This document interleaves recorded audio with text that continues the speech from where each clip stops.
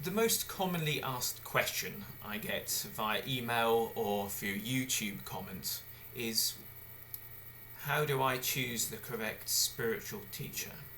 Or sometimes it's phrased as, can you give me advice on choosing a guru? Or something like that. If you look at any of my videos on the subject, there's normally 2 or 3 people asking this.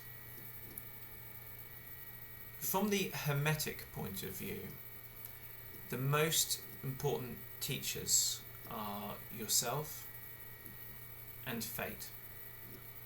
Yourself, because the lessons you learn about how your mind works, about how to use your will and your imagination to overcome hardship or the negative qualities inside yourself, teach you principles which are universal, which can be applied to other people and to the world in general. Fate, because you'll find that challenges tend to be put in your way that call on you to develop abilities or change qualities in your personality. And indeed, if you evade these challenges or don't deal with them or have someone else deal with them for you, you'll find they come back in a different form or another challenge that involves the same kind of change in you appears. So these are the 2 greatest teachers that should be paid attention to over all others. But when choosing a human teacher, someone who is going to help you develop, you need to be quite careful, because many people, they come into these subject matters because it's an area where, without any tests or any definite qualifications, you can gain status and power and attention. So when choosing a teacher, really make sure that when you look at that person, you can see that they represent the goal that you seek.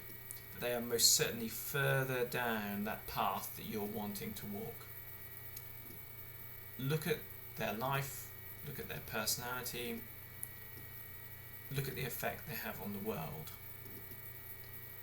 Now, you're not looking for perfection. You'll be waiting a long time if you're waiting for a teacher who's perfect. But look at the motives, the real motives behind their actions. They may say their motives are one thing, they may even think their motives are one thing, but look at what their actions are directed towards. Look at what they covet, what they really want. And that will tell you a lot about the teacher. Another thing which is a very revealing and very important thing to do is look at their students. You often hear people talk about a teacher and they say the teacher's good, but the students, they're all cliquey and negative. Well, that's a ludicrous situation to put forwards. You see, if you went to a maths school and the people couldn't do arithmetic, you'd know it wasn't a very good maths school. So remember, when you look at the students, you will become like them. That's what the school has done to them. And you can compare, you can look at the advanced students and the new students and see what the change is.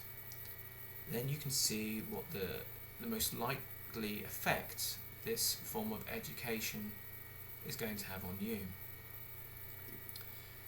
Another thing worth noting, and this is probably the most important, is every time I've met a real master,